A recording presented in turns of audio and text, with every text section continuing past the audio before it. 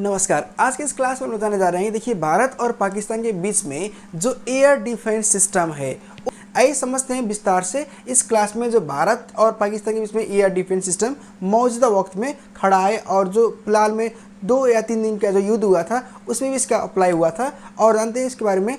देखिए, air defence system जो होता है, जो एयर में किसी मिसाइल और किसी हवाई हमले के खतरे से बचाता है, और इसमें इन लोगों का बहुत ही बड़ा योगदान रहता है और इसका रोल भी बहुत ही इम्पोर्टेंट होता है। देखिए, समझते हैं इंडियाज़ एयर डिफेंस सिस्टम, इसको बोलते हैं एडीएस शॉर्ट फॉर्म में, एयर डिफेंस सिस्टम।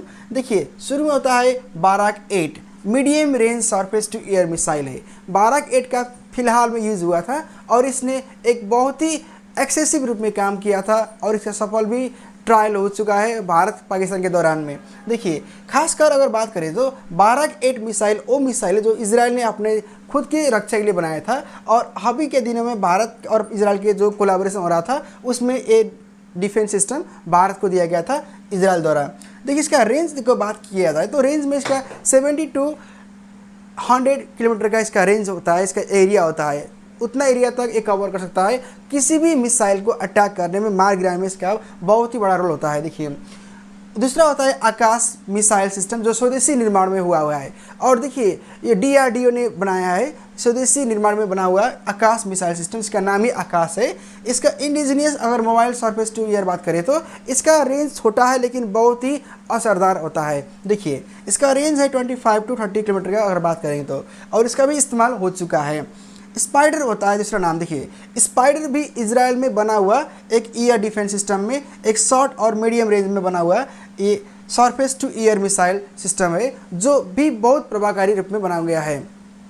देखिए, दूसरा है S-400, जिसको हम लोग बोलते हैं सुदर्शन चक्र के रूप में नाम दिया गया है। S-400 ट्रैम्प जो रशियन मेड है, इसको नाम ही काफ़ी। देखिए, S-400 मतलब कि 400 किलोमीटर तक ये वार कर सकता है और आकाश में ही किसी भी देश से किया गया हमला को निस्तनाबूद कर सकता है। उसको आकाश में ही उसको डिफ्यूज़ कर सकता है, उसको अटैक कर सकता है और उसको डिस्ट्रॉय करने में इसका बहुत ही बड़ा होता है योगदान। देखिए, Russian long range air defence system है और इसका जो मारक क्षमता है वो 400 किलोमीटर तक का है। देखिए, दूसरा तो देखिए पैड और एड, ये बैलिस्टिक मिसाइल्स को हम लोग पनडुब्बी में से या जो IAS विक्रांत है उसमें से भी हम लोग यूज़ कर सकते हैं, और इसको ईयर टू ईयर से भी, सरफेस यानी कि ज़मीन से भी इसको हमला के लिए तैयार कर सकते हैं। ये पैड और एड है, इसको हम लोग बोलते हैं पृथ्वी और एडवांस एयर डिफेंस सिस्टम, यानी कि पृथ्वी एयर डिफेंस, और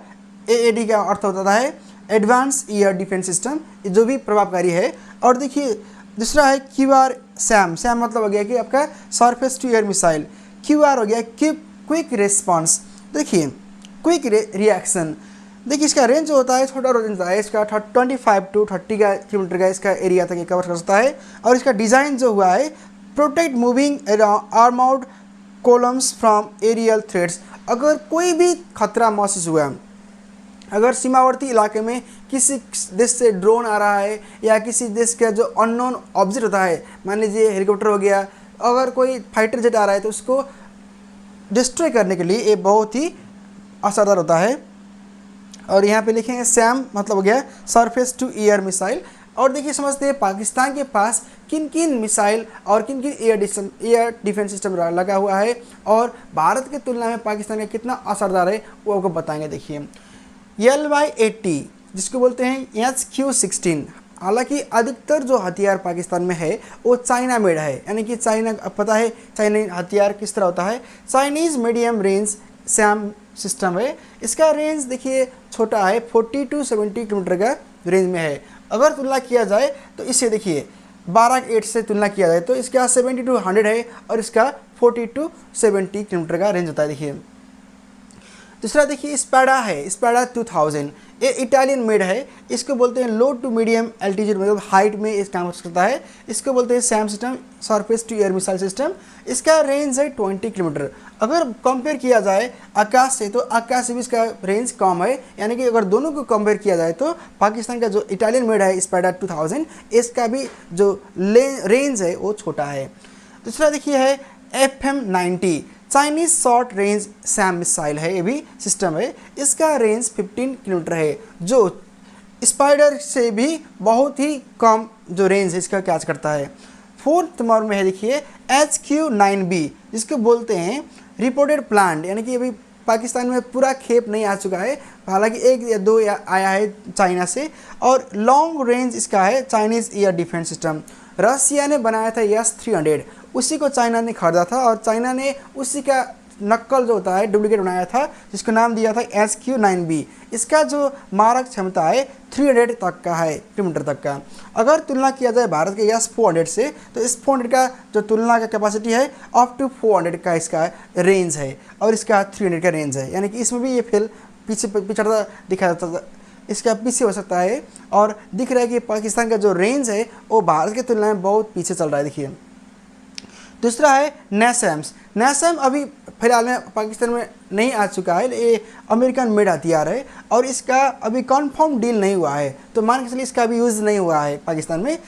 देखिए 6 नंबर पे है man portable air defence system, जो अब यूक्रेन और रसिया के वार में आप देखेंगे वीडियोज़ में या न्यूज़ में आया होगा कि सैनिक इसको पकड़ के अपने कंधे पर रख के ले जाके हमला करते हैं। इससे सर्टेन ड्रोन और हेलीकॉप्टर्स को उड़ाने में, डिस्ट्रॉय करने में इसका मदद दिया जाता है। ये चाइना पाकिस्तान का कोलैबोरेशन में बना हुआ है, used for low level aerial threats including helicopters and drones. देखिए आप अभी के क्लास में जो को बता रहे हैं, इसमें आप देख रहे हैं कि पाकिस्तान और भारत के जो तुलना अगर करेंगे तो पाकिस्तान बहुत पीछे खड़ा रह रहा है भारत की तुलना में। और अगर बात किया जाए कि हर मिसाइल कैपेसिटी में, तो अधिकतर जो आप दिख रहे हैं यहाँ पे चाइना मेड जो हथियार है। लेकिन जो भारत का बात किया जाए तो देखिए इजराइल मेड है, रशियन मेड है और भारत का स्वदेशी निर्माण किया हुआ कंपनी द्वारा बनाया हुआ हथियार है। इसमें भारत ने बहुत ही चालाकी से और बहुत ही संयमित होकर अपने एयर डिफेंस में बजट के लेकर जो इसका कैपेसिटी है उसको बढ़ाया गया है। और भारत किसी पाकिस्तान या दूसरे देशों से भी बढ़कर ये बहुत ही आगे बढ़ चुका है और पूरे विश्व में 4थे नंबर पर इसका सेना रहते हैं, थल सेना। और इसका जो बजट है वो भी बहुत ही बड़ा है पाकिस्तान के तुलना में। तो आगे आपको समझाएंगे कि भारत और पाकिस्तान में कश्मीर को लेकर क्यों होता है बार बार विवाद और इसको किस तरह कैसे। देखिए गुलाब सिंह ने उस टाइम के तत्कालीन पाकिस्तान के जो राष्ट्रपिता थे, जो पाकिस्तान बनाए थे, मोहम्मद अली जिन्ना ने, और उस टाइम के जो भारत के तत्कालीन प्रधानमंत्री थे जवाहरलाल नेहरू के बीच में जब बात हुआ इसमें, तो गुलाब सिंह ने भारत को ही आने का जो प्रस्ताव दिया था। लेकिन उस टाइम में दोनों पक्षधर के बीच में बात नहीं हुआ, इसलिए कश्मीर का मुद्दा बीच में ही न्यूट्रल हो गया था। लेकिन बाद में जब कव्वालियों ने और जब पाकिस्तान के सेना ने भेष बदलकर जब हमला किया, तो उस टाइम गुलाब सिंह का जो नाती थे, जो ग्रैंड सन थे, हरीश सिंह ने कैसे भारत को सौंपे थे, अपने जो राज्य को भारत में मिलाया था, वो आपको बताएंगे कल की वीडियो में। आज के लिए बस इतना ही। Thank you.